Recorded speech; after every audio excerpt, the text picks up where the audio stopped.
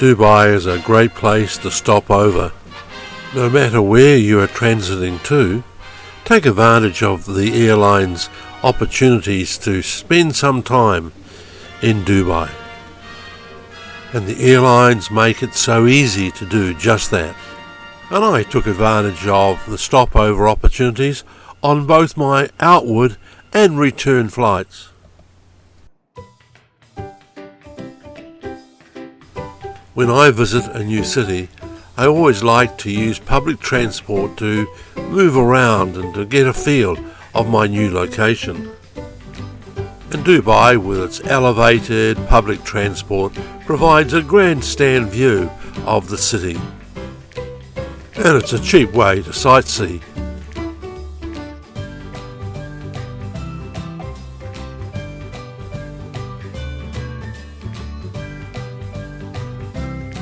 There's no doubt that Dubai has a great number of very high buildings, and some have very impressive architecture.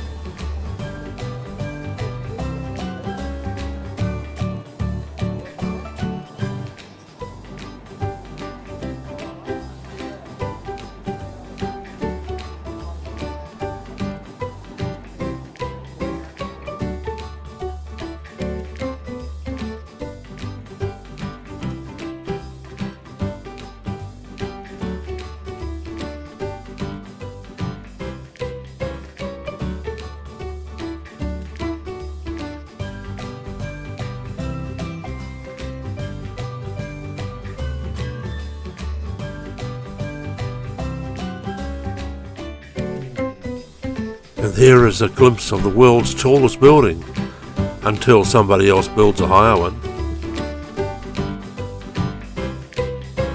Arriving at this urban transit station is a bit like arriving at some space station, mothership.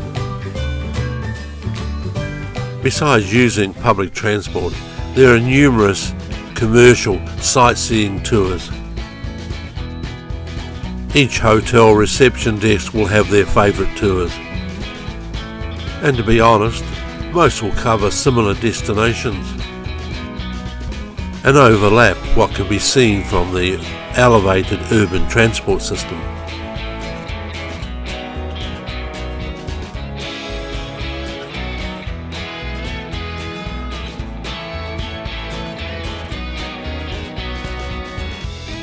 This mosque looked like an interesting spot to visit, but our stop was simply a photo opportunity on the outside.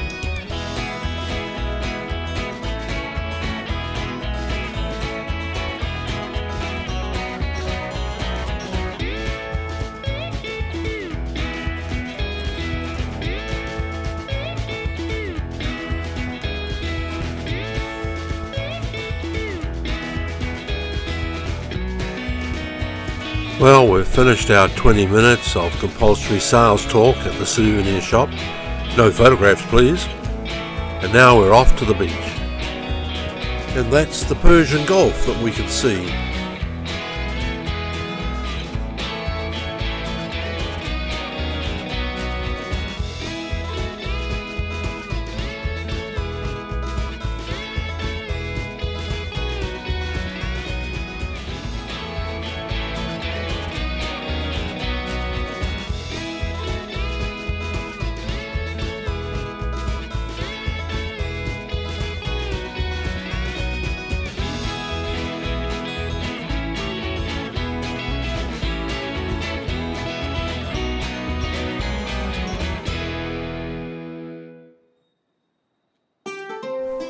Well, now I've got the overview, it's time to start walking and look at the place in more detail. While my first stopover had murky and overcast skies, on the return there's the beautiful blue skies that I sort of expected would be the common feature of Dubai. And it wasn't a very long walk from my hotel to the wharf side. These small trading boats held lots of interest.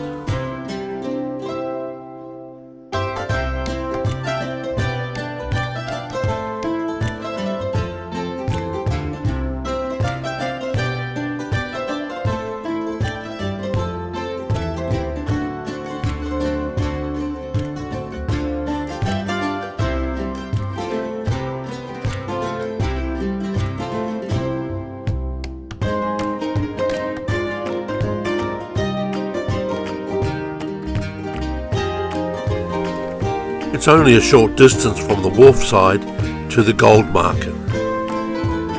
Dubai has the largest gold souk or market in the world. Along the arcade, every shop has windows full of gold jewellery. There are over 300 shops selling a dazzling range of gold, silver and diamond jewellery. Just think of the fortune you'd have hanging around your neck. Yes, it is expensive, but some of the items look very attractive.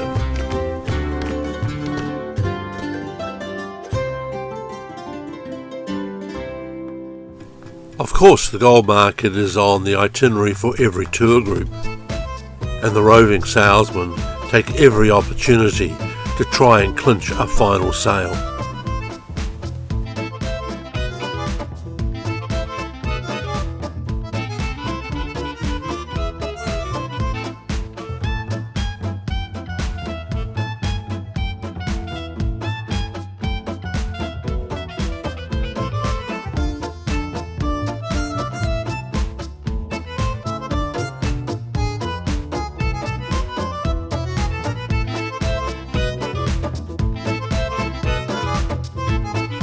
Back down at the wharf, and it's time to catch one of the multitude of small ferries that will carry you across the creek to the other side for just a few cents.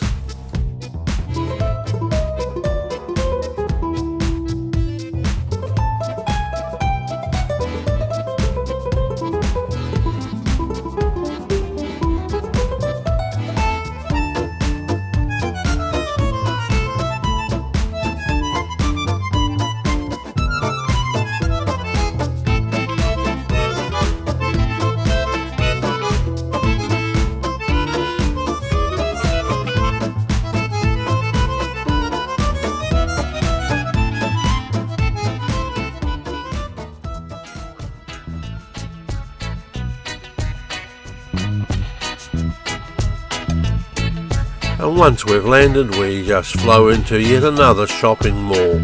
It's local style and bazaar-like.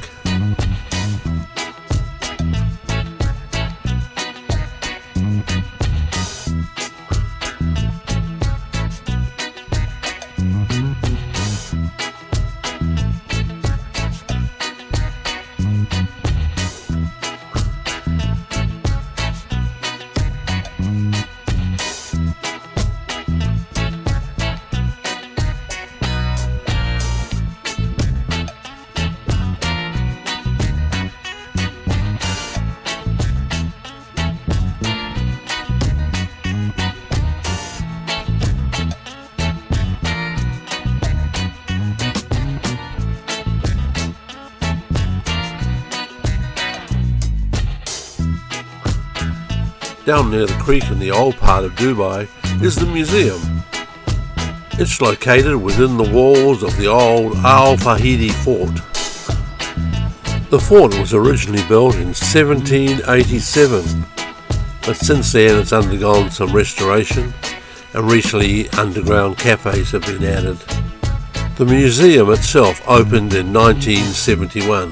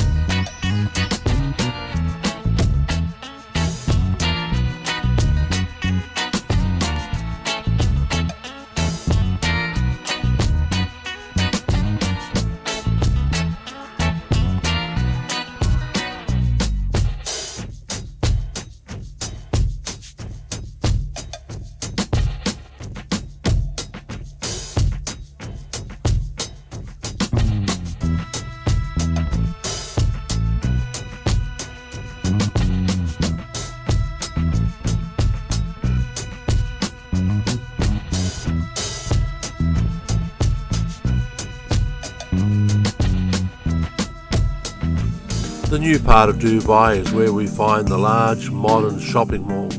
They are mostly housed in the lower floors of tall skyscrapers. And it is here that we find an interesting blend of Arabic, Eastern and Western concepts of retail selling.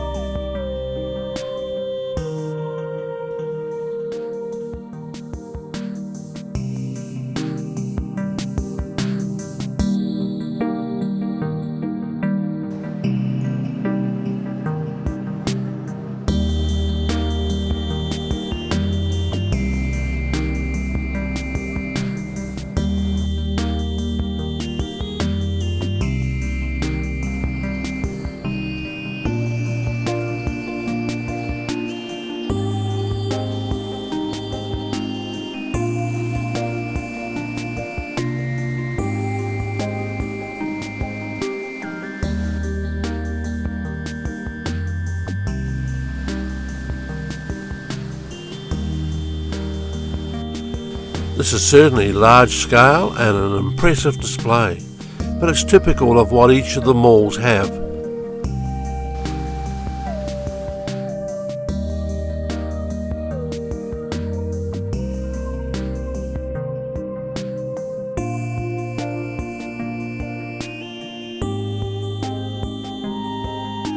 But finally our Dubai stopover comes to an end. And what better way to end than to visit the evening water fountain display.